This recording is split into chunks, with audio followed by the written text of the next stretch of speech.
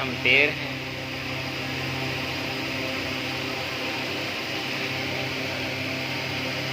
Umpire جناب 5.77 ابھی speed اس کی بہت سلو میں نے رکھی ہے۔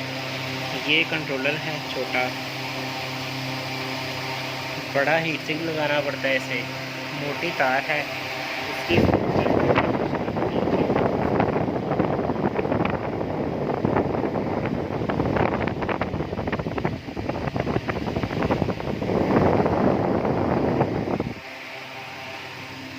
کنٹرولر بھی اتنا گرم نہیں ہے، بالکل ہاتھ لگ جاتا ہے، ہیٹ سنک بھی ٹھنڈا ہے اور موٹر بھی ٹھیک ہے۔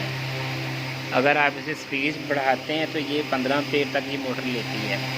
15 امپیر پہ بہت ہائی سپیڈ ہو جاتی ہے، یعنی کہ پر ٹوٹنے کا خطرہ ہے، پلاسٹک ہیں، اس لیے اسے اس سپیڈ پہ رکھا ہے۔ اس سپیڈ پہ یہ ہے کہ یہ گرم بھی نہیں ہوگا اور آپ کا کام بھی چلتا رہے گا، اور دوسرے پنکھوں سے ماشاءاللہ بالکل بہترین ہوا ہے اس کی۔